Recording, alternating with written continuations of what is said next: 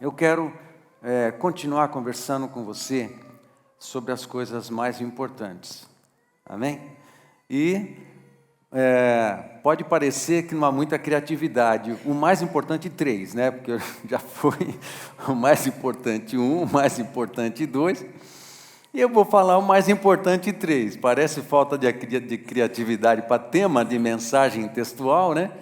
De mensagem temática, aliás, mas não é porque eu estou associando esse subtema, meu chamado e vocação, à minha lista de coisas importantes da nossa vida, né? Eu quero conversar hoje sobre chamado e vocação. E eu ainda estou baseado em 1 Samuel capítulo 30, ok? Embora não esteja lendo o texto, nós trabalhamos o texto e o contexto de 1 Samuel capítulo 30, aquele contexto em que Davi, ele é dispensado das guerras do rei Aques, volta para Ziclag, para sua cidade, e encontra sua cidade destruída, com seus familiares sequestrados. Ele vai em busca com seus soldados, porém estavam cansados e exaustos, e 200 deles ficaram à beira de um rio para descansar, porque não tinham força para perseguir os inimigos e tudo mais. Então, dentro desse contexto, depois eles recuperam, vencem a guerra, trazem todos os familiares e despojos também de guerra. Então, todo esse contexto de 1 Samuel capítulo 30 é o contexto da palavra que a gente está repartindo já desde o mais importante 1, 2 e 3 agora também. E agora, com ênfase no chamado e vocação, ok? Muito bem, qual é a importância que eu fiquei pensando, como que eu vou introduzir essa palavra, e eu fiquei pensando algumas coisas. Quando você está navegando, está no barco à vela, não sei quantos que navegam, eu não navego, né? Eu fomos num barco de mergulho uma vez, alguns anos atrás, né? Eu e meu cunhado Pitó aqui, lá em Floripa, para passar mal, né? Foi muitos anos, já contei essa história aqui, e foi com ele que eu passei mal no barco, né? E não era vela, era um barco a motor, mas às vezes o barco ele tem um alvo, tem uma direção, né? Para seguir, e o vento está contrário. E às vezes, na nossa vida, a gente pega momentos de vento contrário, né? Mas não deve ser assim a vida toda. A nossa vida não foi feita para a gente estar sempre pegando ventos contrários. Tem fases da nossa vida que, de fato, o vento está contra você, momentos, situações se levantam contra você, parece que algumas coisas se manifestam desfavoráveis e você tem que romper, você tem que avançar, mesmo assim, você pega muito vento contrário, mas a maioria das vezes, ou a maior parte da nossa vida, a gente tem que fluir num vento que vem do Espírito. Amém? O vento do Espírito Santo, o Espírito Santo é vento, esse vento pega, mas ele dá a direção para nós. O Espírito aponta a direção para onde está batendo o vento, ele vem de trás e passa para frente. E a gente entende qual é a direção que o Espírito Santo nos dá, e a gente flui. Quem tem um barco à vela e pega a direção do vento, vento favorável, você não faz força, amém? Você não faz força, ele leva você. É assim.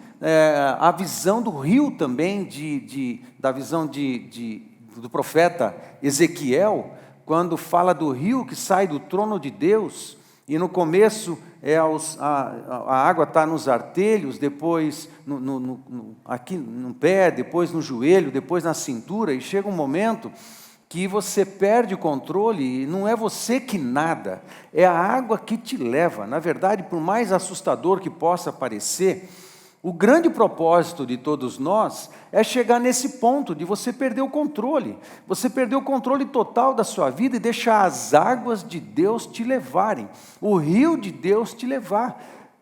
E elas são fortes e ela te leva. Outra experiência dessa, quando nós viajamos várias vezes em família aqui para Floripa, né? E nós ficávamos hospedados numas casas ali na Barra da Lagoa, e tem horário do dia que a maré vem do mar e entra na lagoa por um canal, e o bairro Barra da Lagoa fica do lado desse canal. E se a gente vai no horário certo do dia, você mergulha no começo e a água te leva até bem longe, né? E você vai só boiando, e você não faz força, e você fica vendo os peixes. Dependendo do horário do dia, é o contrário, você mergulha lá na frente do canal, e ele te leva na direção da praia, e assim você não faz força, você contempla, você é levado. E assim é a nossa vida com Deus, ou deveria ser, ou todos nós devemos buscar a Deus, buscar a comunhão com Deus, a intimidade com Deus, o conhecimento de Deus, ao ponto de podermos discernir e ter tanta intimidade com o Espírito Santo, que a gente possa sujeitar todas as áreas da nossa vida, ao ponto de percebermos, de entendermos, de discernirmos as direções que o Espírito Santo dá na nossa vida, as direções que Ele dá no nosso casamento, as direções que Ele dá na nossa vida pessoal, em termos de chamado, propósito e vocação, as direções que Ele dá em todas as áreas, todas, na criação dos nossos filhos, na conquista de riquezas, no investimento no reino de Deus, e os lugares que eu ocupo no reino de Deus. Então, discernir as direções que Ele dá, com vento favorável. Mas tem momentos em que o vento está contrário, não tem problema, isso faz parte. Agora tem uma técnica que você usa, quem tem barco à vela, de você seguir na direção, né, seguir em frente mesmo com vento contrário. E você tem que usar essa técnica. Vai ter momentos que a gente vai avançar, a gente vai seguir em frente, a gente vai fazer mais força, vai exigir mais da nossa estrutura, vai exigir mais da nossa fé, vai exigir mais de oração, vai exigir mais fé, mais conhecimento da palavra, mas a gente vai seguir. Mas, mesmo quando as coisas estão contrárias, aliás, o cristão vive na contramão do mundo, a gente vive uma contracultura. E muitas vezes a gente vai pegar vento contrário mesmo. Mas é diferente quando o vento de Deus está batendo atrás da gente, está apontando a direção. Vai que eu estou com você. O poder de Deus nos impulsiona, o poder de Deus nos leva, o poder de Deus nos movimenta, o poder de Deus, aquilo que vem contra nós, não é mais forte do que os ventos de Deus na nossa vida, quando nos levam para o propósito da sua vontade. Amém, queridos? E às vezes, a gente está lutando na vida, muitos de nós lutamos na nossa vida, estamos em situações que parece que nada está muito favorável, está pegando muita coisa contrária, muita coisa está dando errado, e às vezes não é falta de fé, não é falta de oração, e você pede muito a Deus, Deus me ajuda, e Deus ajuda, Deus faz isso mesmo, mas às vezes a gente deve parar e pensar se de fato eu estou na direção certa, eu estou no caminho certo, eu estou no centro do meu chamado, eu estou vivenciando a minha vocação. Porque se o Espírito Santo está soprando para esse lado, e você tenta ir para cá, aqui você vai ter dificuldade para se movimentar. Mas se você vem na veia, e você vai na direção que o Espírito Santo está soprando, ele leva você. Agora, se você está numa outra pegada, se você de repente está fora do teu chamado, você está fora da tua vocação, daquilo que Deus pensou para você, sonhou para você, capacitou você para, se você está fora, então as coisas tendem a ficar mais difíceis. E nessa posição, a gente ora, e parece que Deus não responde. Não é que Deus não responde, é que quando Ele fala, pode ser que Ele esteja corrigindo rota. De repente, alguns de nós precisamos de uma correção de rota, uma correção de redirecionamento. Parece aquele, o Google Maps, né? Parece, não vou ficar fazendo propaganda do negócio, mas parece GPS, né? Parece o GPS, né? Você erra o caminho e ele recalcula e te reconduz para o caminho. Muitas vezes, pode ser que Deus esteja fazendo isso com a gente, corrigindo rota. Né? E para onde Ele nos leva? Ele nos leva sempre para o propósito da sua vontade. E aquilo que Ele tem proposto para nós tem a ver com o que Ele chama a gente para fazer para onde está, realizar, e a nossa vocação, ok? O chamado é mais ou menos a obra que vai ser realizada, mas a nossa vocação, não há muita essa diferença, pensando nas palavras, mas eu estou colocando uma certa diferença aí, né? Até etimologicamente falando, não há muita diferença, mas chamado e vocação. Vocação é um chamado também, mas o chamado, vamos pensar assim, o chamado, ele aponta uma direção e mostra um quadro, mostra um status, mostra uma direção que ele aponta para você seguir. A vocação, vamos pensar assim, tem a ver com todo o conjunto de capacidades que Deus colocou em mim, Deus colocou em nós, Deus colocou em você, que leva em conta os seus talentos naturais, leve em conta os seus dons espirituais, leve em conta o seu temperamento, leve em conta o seu estilo pessoal, se você é estruturado, não estruturado, se você é motivado por pessoa, por tarefa, se você tem um estilo de liderança, se você é um colérico fleumático, se você é um sanguíneo melancólico, se você, dependendo do teu temperamento, você vai ter um conjunto de características, tudo que você aprendeu na tua cultura familiar, tudo que você aprendeu na escola, todos os depósitos de conhecimento que Deus colocou no teu coração, na tua cabeça, tudo que na tua vida inteira tem chegado para você, enchido os depósitos do teu coração, todo esse conjunto de conhecimento, de experiências, de habilidades e de maturidade, tudo isso tem a ver com a tua vocação, né? A resposta à pergunta, qual é o meu chamado e qual é a minha vocação? Às vezes o exercício é da gente olhar para nós e para a história, e aquilo, o que Deus tem acrescentado na nossa vida, isso vai dizer muito do que Deus quer para mim, de onde Deus me vê, onde Ele quer que eu esteja, e fazendo o quê? E cumprindo o seu propósito. Quando a gente encaixa a nossa vida nessa veia, quando a gente encaixa a nossa vida nessa direção, a gente sempre, o vento do Espírito atrás de nós, nos empurrando, e a gente se larga, entra num nível de dependência dEle, que a gente é conduzido para a sua vontade. Amém? Né? E Ele vai corrigindo rota sempre que necessário. Pensando nisso, então, eu convido você a voltar comigo nas coisas mais importantes. Amém, gente? Isso é muito importante, né? Da gente relembrar, da gente pensar, né? O que é mais importante na nossa vida. E eu quero relembrar você algumas coisas e entrarmos na questão do chamado e vocação. Conversamos alguns domingos atrás que a coisa mais importante, e de fato de todas essa é a mais importante, que é amar a Deus. Ame mais a Deus do que o ministério ou as bênçãos. Ame mais o abençoador do que as bênçãos. Se você desejar andar com o abençoador, junto com ele vem tudo que a gente precisa. Você não mira na bênção, você mira no abençoador. Você não mira no benefício, você mira no Pai. Você mira no Senhor, você não mira nas benesses, nos resultados, você mira na pessoa, na sua vontade, no seu propósito, você mira em Deus e não naquilo que Ele pode te dar.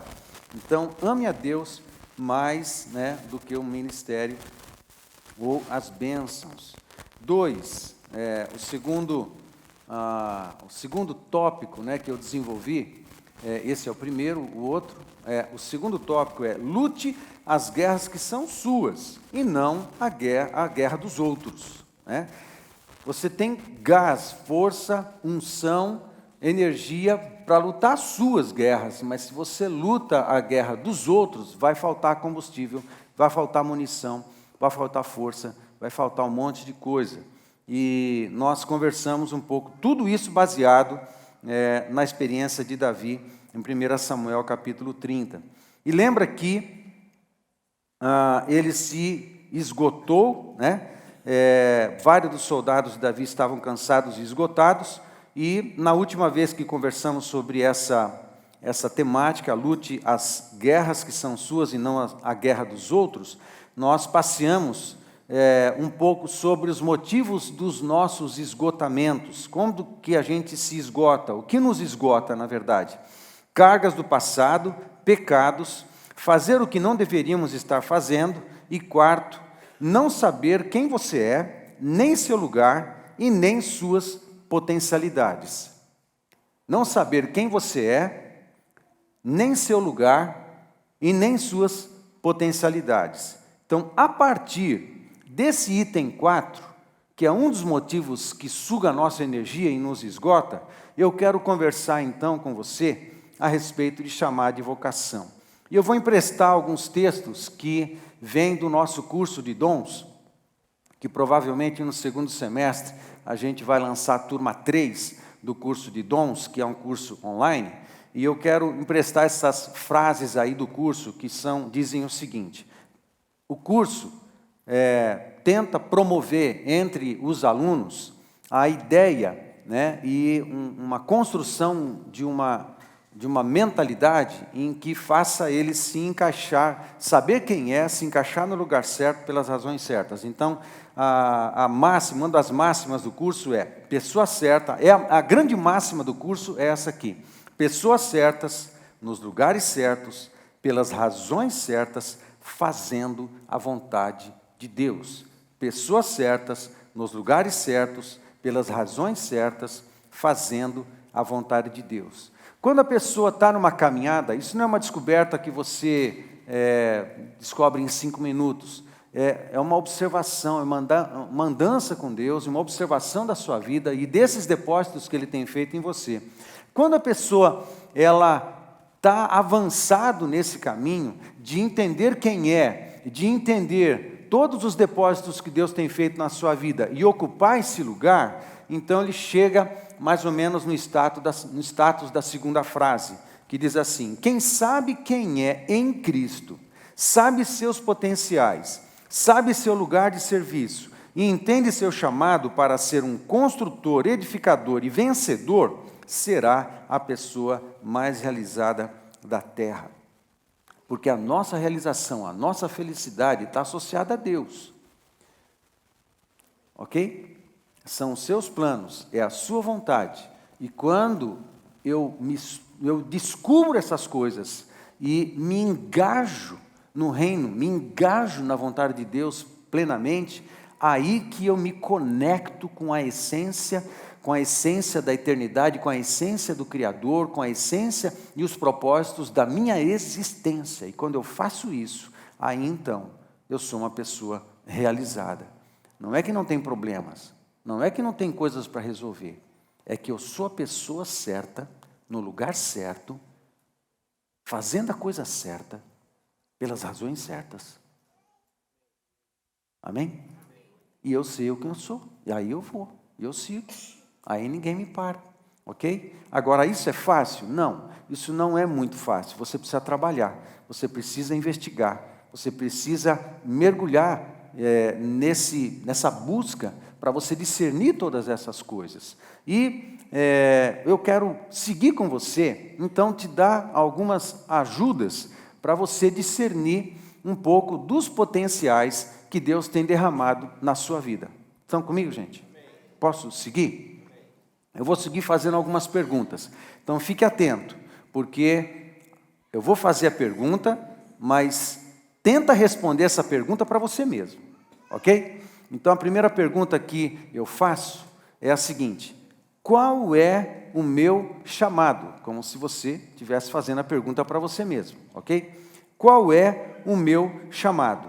Então, algumas direções, algumas dicas aqui para ajudar você a mensurar, a entender, ter luz, clareza com relação a isso na sua vida. Então, algumas dicas que são as seguintes. Primeiro, o Espírito Santo te inclina para quê? Uma outra pergunta. Ok? Para onde o Espírito Santo inclina teu coração?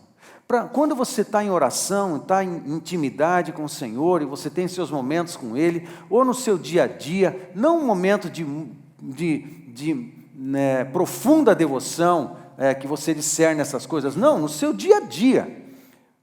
Para qual direção o Espírito Santo inclina o teu coração?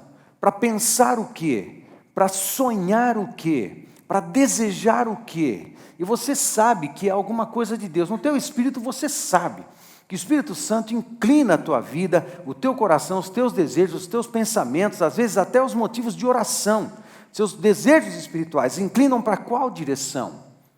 Isso é um indicativo. Você deve ficar atento a essas coisas. O que mexe com o seu coração e te impulsiona à intercessão? De repente, o teu coração aquece quando você pensa nas crianças da cidade, nas crianças da nação, nas crianças de Moçambique, onde nós temos a nossa INA lá em Moçambique. Nós recebemos alguns vídeos essa semana do pastor André, eles fizeram um Dia das Crianças em Moçambique agora. Eles fizeram uma baita de uma festa e entregaram presentes com muitas crianças, muito lindo. Na semana que vem a gente vai colocar no INA News e mostrar para você uma linda festa que fizeram com as crianças. De repente, o teu coração aquece quando você pensa nas crianças de Moçambique, nas crianças de outros lugares do mundo, e você passa tempo orando: Senhor, salva as crianças, Senhor, guarda o coração das crianças, Senhor, abençoa as crianças. Pode ser um indicativo de que o ambiente das crianças, ensino, cuidado, INA Kids, pode ser um ambiente de paixão na sua vida. Pode ser um indicativo. Ou, de repente, você se inclina à intercessão pensando na salvação de povos não alcançados, de pessoas não alcançadas, de famílias não alcançadas, que ainda não conheceram Jesus como Senhor e Salvador, não entendem o propósito da cruz, o propósito da ressurreição, não entendem a verdadeira mensagem do Evangelho, e você sofre no seu coração pelo fato de pessoas estarem longe do caminho de Deus. São ovelhas, mas são ovelhas perdidas e precisam ser achadas pelo Evangelho e se encontrar com Jesus, e o teu coração sofre por conta disso. De repente, se isso te leva a momentos de oração e de intercessão, isso pode indicar alguma coisa, pode indicar que você de repente tenha o dom de evangelismo, pode indicar que você, de repente, é uma área que você deve investir a sua vida, investir a sua oração, investir o seu dinheiro, investir trabalho, e se envolver com trabalhos missionários na sua cidade, ou em trabalhos missionários transculturais, não importa. Então, como acontece dentro do seu coração, né? Quanto à oração e tudo mais. Então, são dicas que podem ajudar a mostrar, a indicar aí alguma coisa relacionada ao lugar, ao ambiente em que Deus tem para você, né? E você, de repente, ainda não está fazendo um monte de coisa, mas não está linkado, ainda não está ajustado perfeitamente no plano e no chamado que Deus fez para a tua vida. Vou fazer uma outra pergunta: quais são meus dons predominantes? Dons mesmos. A gente vê em alguns textos, como esses que eu mencionei, que são vários textos, eu não vou ler. 1 Coríntios capítulo 12, Romanos capítulo 12, Efésios 4, 11, principalmente, e 1 Pedro capítulo 4, tem um verso ali que tem a menção de alguns dons espirituais. Quais são os seus dons espirituais? O que são os dons espirituais? Dons espirituais é diferente de talento natural, aquilo que veio com você no seu nascimento. Mas os dons espirituais são as capacidades e unções que o Espírito Santo entregou para você quando você se converteu. E são capacidades que Ele deu para você para servir o outro. Os dons espirituais não servem para nós, eles servem o outro. É bênção para nós? Claro que é. A gente cresce com essas unções, mas elas existem para o outro. Amém, gente? Os dons, tem uma lista enorme. No nosso curso de dons, a gente trabalha com uma lista de 26 dons, baseado nesses textos, mas nós estamos num tempo que não tem problema de pensar que o Espírito Santo atribua capacidades relacionado ao nosso contexto histórico, relacionado à tecnologia, relacionado a tantas outras áreas de conhecimento que nós temos hoje, capacitar espiritualmente, com unção e poder, alguns dos seus filhos hoje, para que, através desses conhecimentos, ele se coloque a serviço do reino de Deus para abençoar outras pessoas, abençoar outros irmãos. Então, é todo tipo de capacidade espiritual que o Espírito Santo coloca na sua vida para você servir, ok? Quais são? Você sabe dizer quais são os seus dons predominantes? Né? Profeta, evangelista, misericórdia, dom de misericórdia, dom de administração, dom de serviço, dom de contribuição, também associado a um dom de adquirir riqueza. Adquirir riqueza também é um dom que vem de Deus. Dom de ensino, dom pastoral, também tantas coisas. Então, quais são os seus dons, os dons predominantes? Ah, pastor, eu não sei didaticamente assim dizer quais são os dons que eu tenho na minha vida. Você pode aprender isso, tudo bem, mas não significa que você não esteja exercendo. O que é que flui na sua vida, quando você sente que tem unção na sua vida, quando você está ministrando, quando você está junto, quando você está cantando, quando você está tocando, quando você está ensinando, quando você está na célula, quando você está repartindo mensagem do Evangelho com alguém, o que é que flui? Flui do Espírito na sua vida, quando eu estou ensinando. Flui, você sente que flui, o Espírito Santo fala com você, teu coração aquece, e você se sente de verdade abençoando alguém. Isso pode estar denunciando também um dom espiritual, que também pode estar naturalmente associado à tua profissão, associado ao que você faz com que você ganha dinheiro. Tem uma associação? Tem tudo. Na verdade, são todas as capacidades que Deus colocou para nós.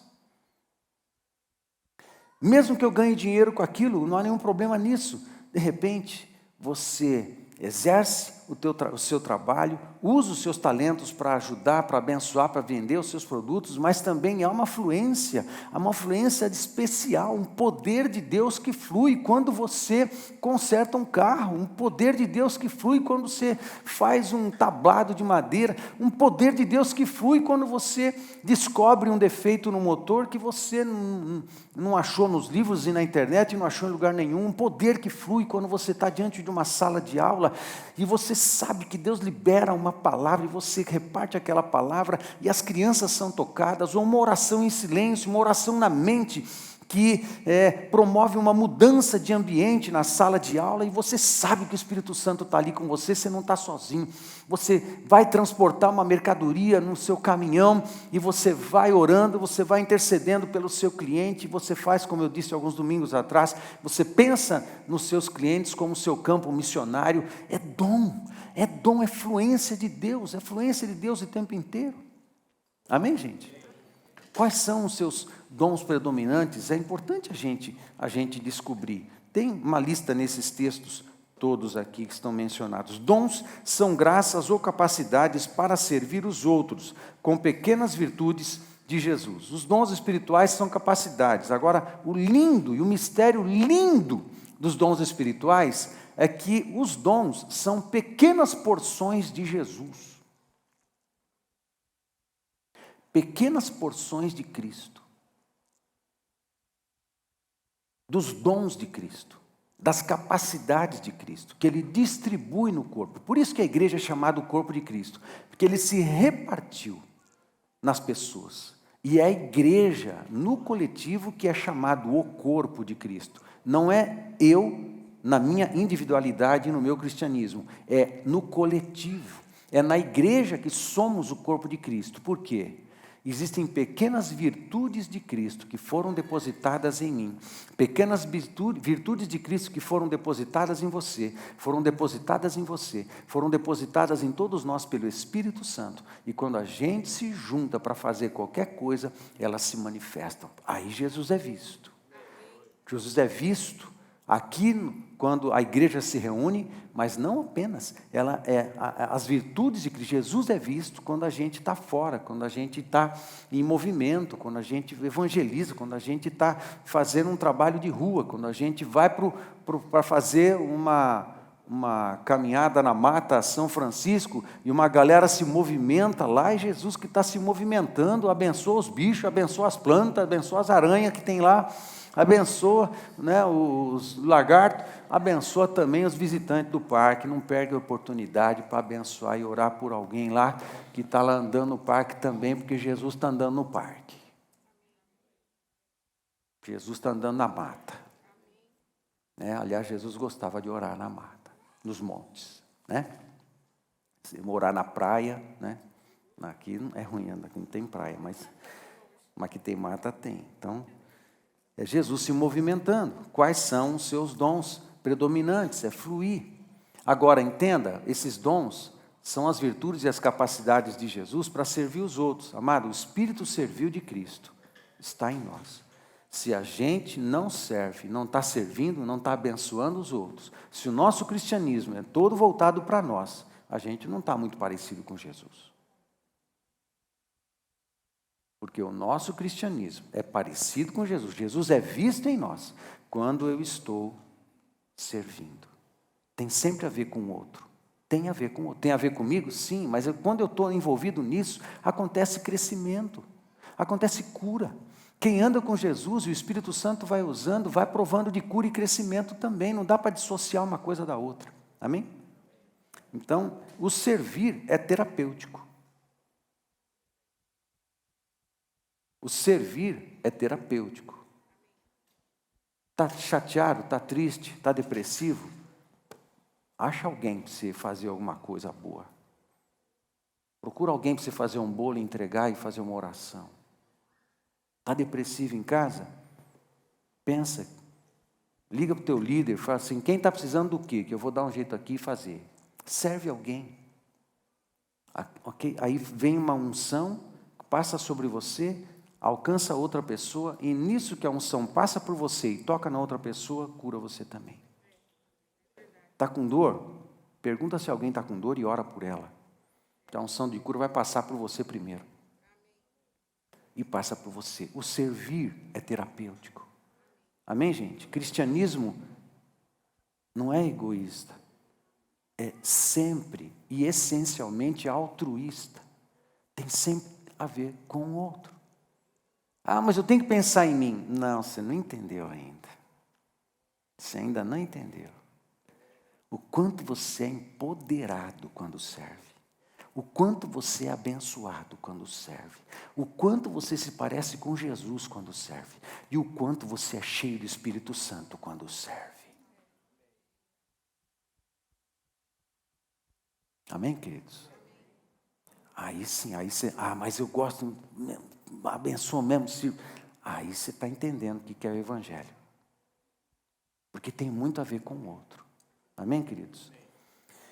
O item 3 aqui é uma outra pergunta. Quais são os seus temperamentos? Quais são os meus temperamentos? E eu menciono 4 temperamentos ali. Colérico, sanguíneo, fleumático e melancólico. E eu quero falar um pouco sobre cada um deles. Olha que interessante. O temperamento, tem um quadro num livro de Tim e Beverly LaHaye.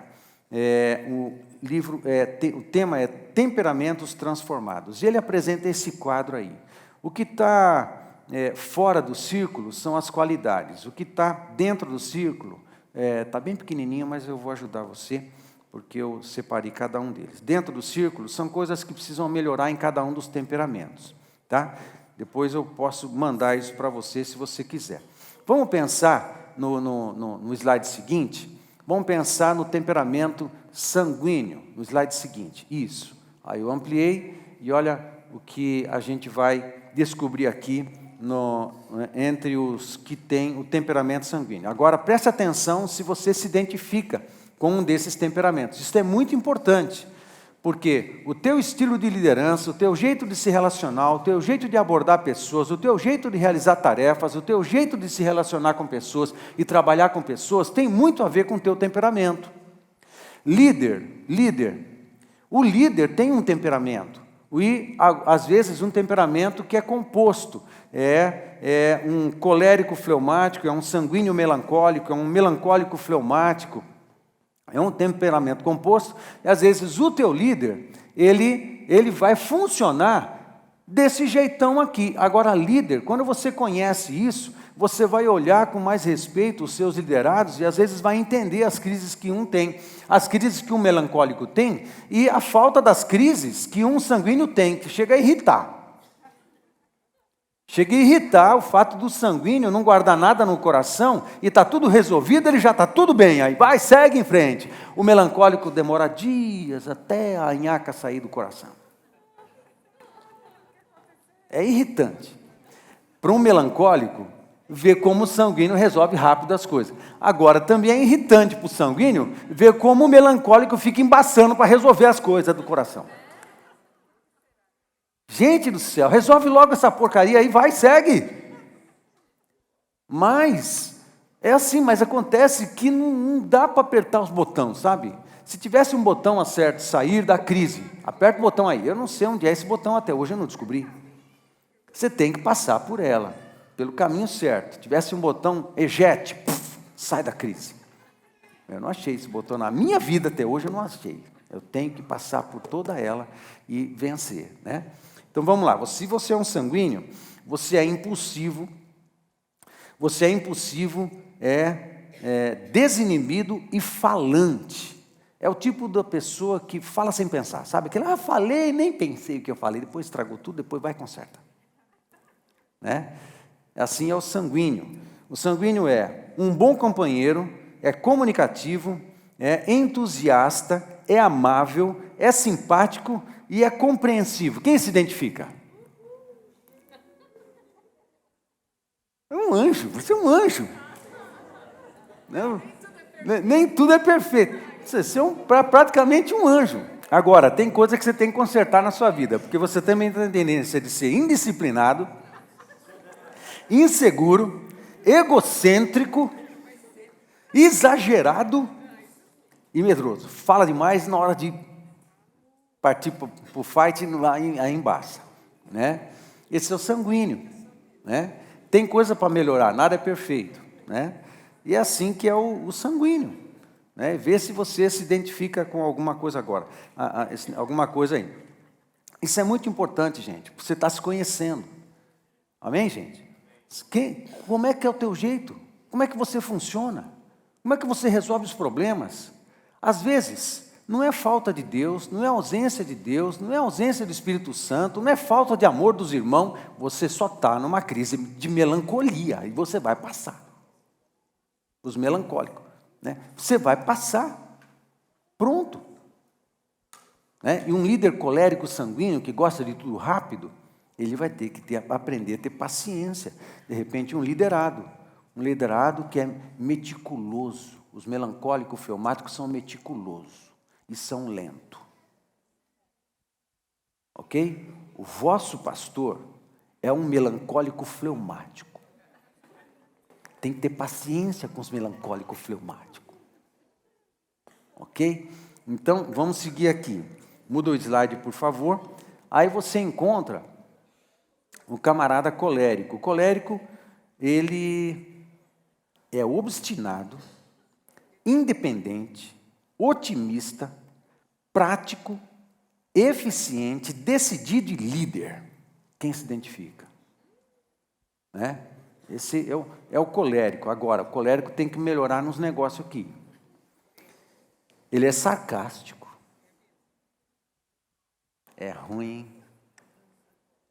É sarcástico, impaciente, intolerante, vaidoso e autossuficiente. Os coléricos se acham. Né? Tem outras coisas que não estão escritas aí. Por exemplo, o colérico costuma ser cruel. Né? Mas ele tem uma força de vontade imparável. Ele tem uma força de vontade que você não para um colérico quando quer realizar alguma coisa. O problema é que às vezes ele atropela as pessoas porque valoriza demais tarefa. Né? Valoriza demais tarefa e não valoriza muito pessoas. O fleumático, um colérico líder, ele fala, me dá o projeto aí, a gente vai realizar. E sai pisando um monte de cabeça às vezes. Agora, o fleumático é líder. Ele vai realizar um projeto, ele fica valorizando todo mundo, aí deixa as tarefas meio em segundo, terceiro plano, porque ele está valorizando as pessoas.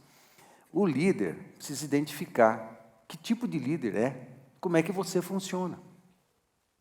Ok? Não há nada de errado de ser um líder colérico, nada de errado de ser um líder fleumático, porque tem muitas qualidades no exercício da liderança, de um colérico, de um fleumático, de um melancólico e de um sanguíneo. Muito bem. Olha que interessante. Um sanguíneo, quem era o sanguíneo entre os apóstolos? Apóstolo Pedro. Aquele jeitão do Pedro, né? Fala sem pensar, já leva uma raquetada de Jesus, mas depois se conserta rápido. Não fica embaçado no problema. Se arrepende e segue. Esse é o Pedro, esse é o sanguíneo, né? Quem era o colérico entre os apóstolos, incluindo Paulo? Paulo. Né? Paulo, o apóstolo Paulo. O apóstolo Paulo era um colérico, eu classificaria ele como um colérico melancólico, alguma coisa assim. Um pouco, uma certa dose de fleumatismo também, o apóstolo Paulo. Sabe qual é a diferença, gente? Isso não é um padrão, isso é um padrão, mas ele não é fechado. Quando o Espírito Santo entra em você, o Pedro, cheio do Espírito Santo, é um pastorzão, homem calmo, paciente, sábio, que dá conselhos, que cuida, reparte sabedoria, e ele ainda é um sanguíneo, cheio do Espírito Santo.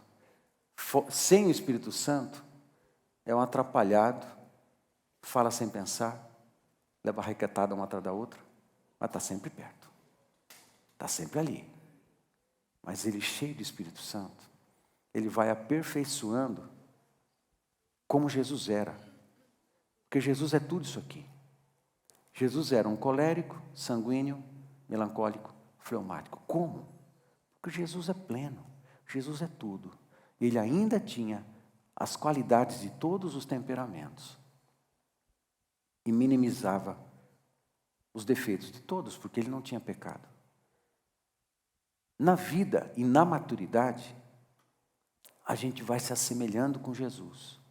Se eu sou impulsivo, rápido e intolerante, eu me torno paciente, longânimo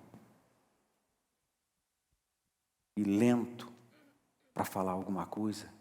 Penso, reflito, oro e depois eu falo. O Espírito Santo em nós vai cristificando o nosso temperamento. O Espírito Santo em nós vai cristificando o nosso temperamento. Amém, queridos? Vamos passar para o outro. O outro é o fleumático. Que interessante. O fleumático é normalmente um cara calmo, só que eu costumo dizer que o fleumático esconde a sua ira. Ele sempre pensa em esganar as pessoas, mas só para si, só dentro. Quando ele externa com suavidade, mas depois ele fica se remoendo, né? Mas que ele teve vontade de esganar, teve, né? Mas o fleumático, ele valoriza demais os relacionamentos, por isso o nome fleumático. Ele valoriza demais os relacionamentos e ele engole muito sapo, ele tolera muita coisa, porque ele valoriza os relacionamentos. Amém? Você é assim? Vai para casa chateado porque não falou o que tinha que falar?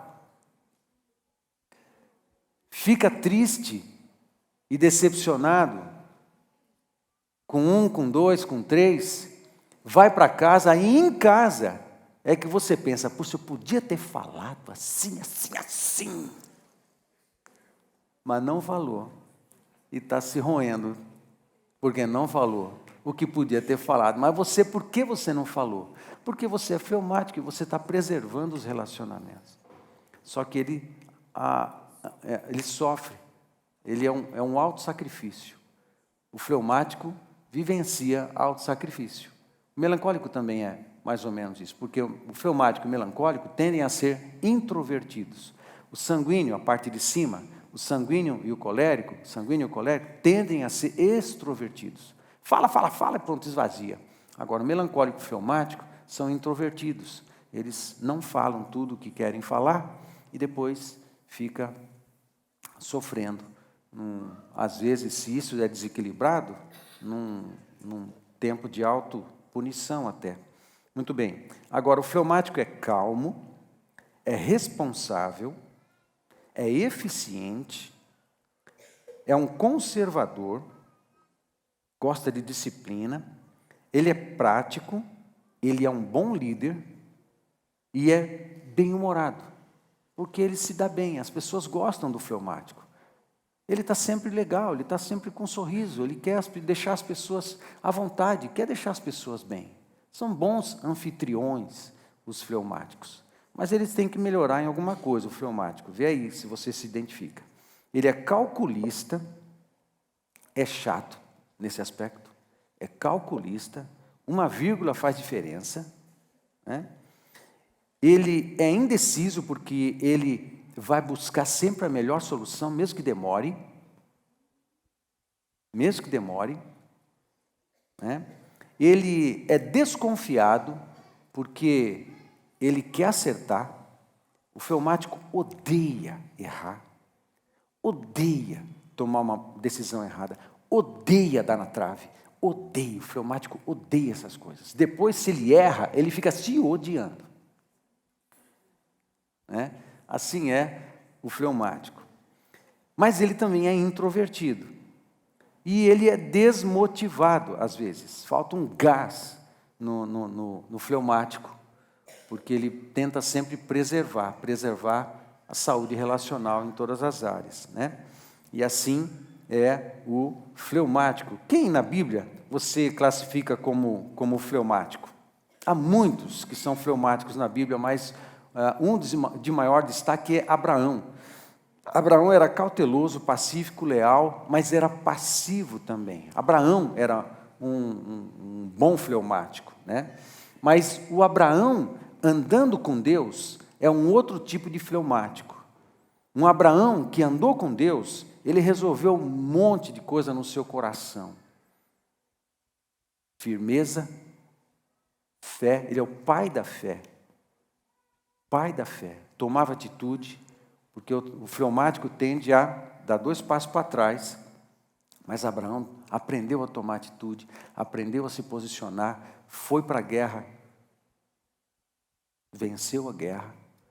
Os fleumáticos, eles são leais, e quando eles são cheios do Espírito Santo, esses caras, eles são gente que você quer ter do seu lado. Amém? Muito bem. Quem se identifica? Muito bem. Não, ele odeia ser chamado a atenção. O fleumático não suporta, é uma agressão muito grande ser chamado a atenção, porque ele quer acertar sempre, né? E é importante para ele acertar, né? Eu sou fleumático, né? Melancólico e fleumático. Vamos para o último, que é melancólico. Vamos lá. O melancólico, vê se você se encaixa com algumas qualidades aí. Melancólico é habilidoso, muitos artistas, né, são melancólicos, né?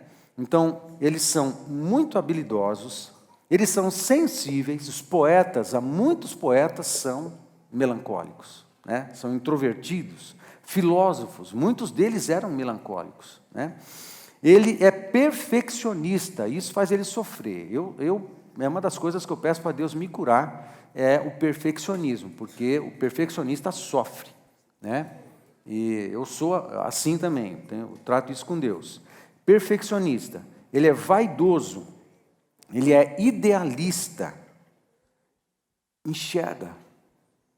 Estou pensando, está tudo dando errado, mas eu estou enxergando lá, eu estou vendo uma coisa, e eu vou me movimentar para aquela direção.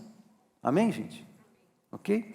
Ele é idealista, mas ele é leal, E ele é dedicado. Agora, o melancólico precisa consertar algumas coisas. Ele é mal-humorado, né? Às vezes confuso, porque é muito introvertido, ele gasta muito tempo com ele mesmo. Ele se dá bem com ele mesmo. Eu me dou bem comigo mesmo. Eu não tenho nenhum problema em ficar sozinho.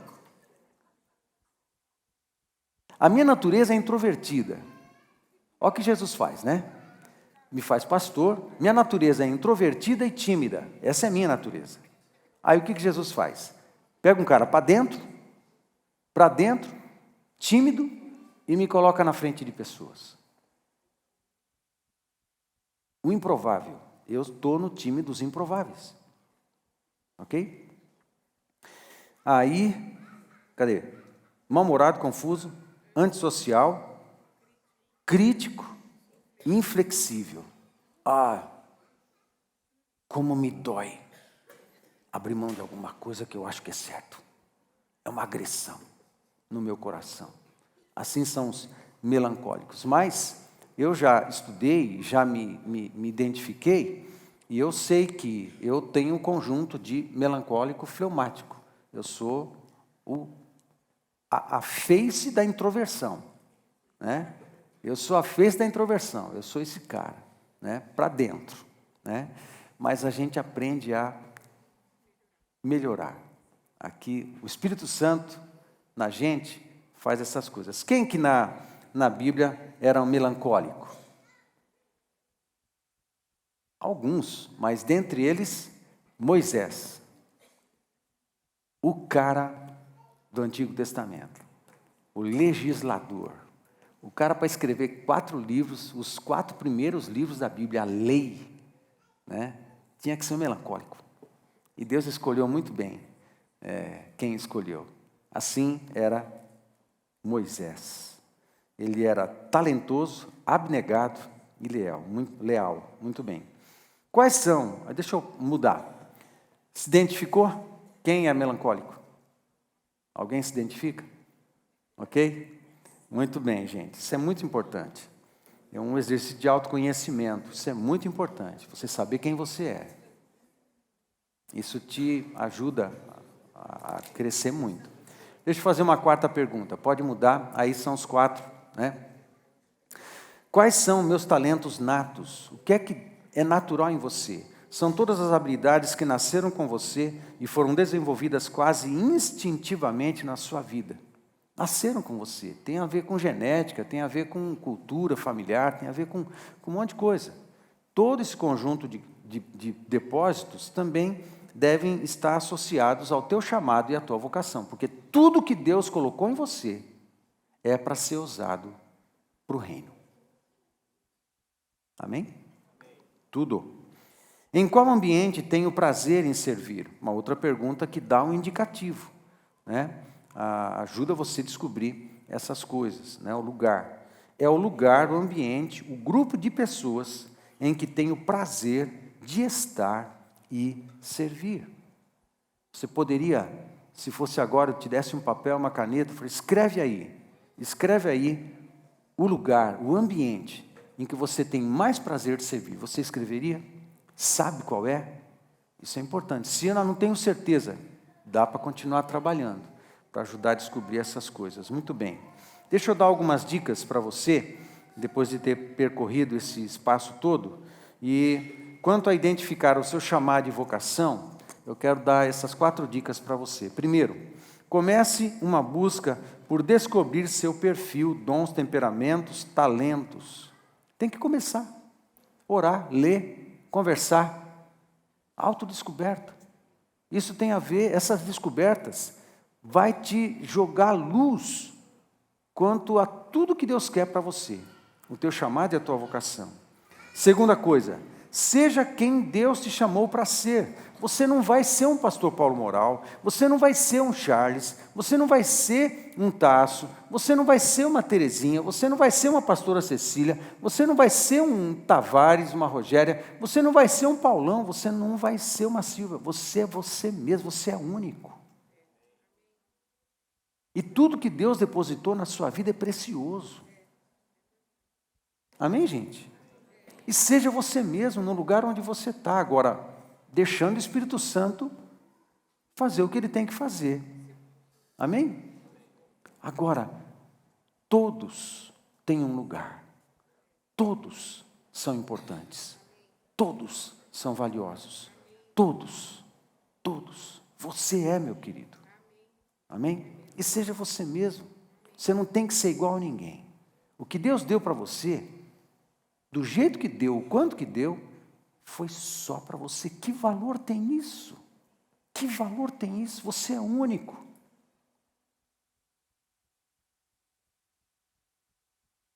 Seja quem Deus te chamou para ser. 3. Seja você mesmo, porém em Cristo, cresça em humildade e competência. Tem que aperfeiçoar? Tem. Tem que estudar? Tem. Tem que crescer? Tem. Tem que ir atrás? Tem. Tudo isso. Mas cresça em humildade e competência. E 4, não se compare, nem se desvalorize. Você é parte. Você tem dons. Amém, queridos? Agora, voltando à primeira, comece uma busca. Fica de pé, vamos encerrar.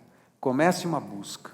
Comece uma busca para descobrir seu perfil, seus dons, seus temperamentos, seus talentos. Por quê? O que eu quero? Eu quero ver você voando. Eu quero ver você encaixado. Eu quero ver você linkado com o coração de Deus. Eu quero ver você realizado, feliz, andando, mesmo quando o vento está contrário. Você vira em 45 graus, essa é o método. Você vira em 45 graus que o vento contrário te impulsiona.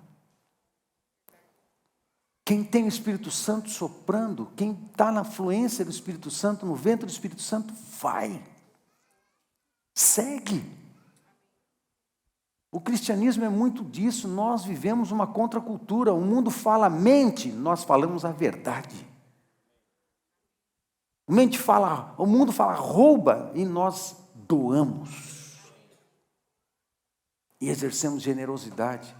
As pessoas falam sejam infiéis e nós permanecemos fiel. O mundo fala não se importe com os outros, faz o que você quiser, baixa o nível de moralidade. E nós dizemos, nós somos um povo santo de um Deus santo. Amém, queridos? A gente vai na contramão do mundo, mas com o vento de Deus atrás de nós, soprando e apontando a direção, a gente vai. Amém, queridos? Baixa a sua cabeça.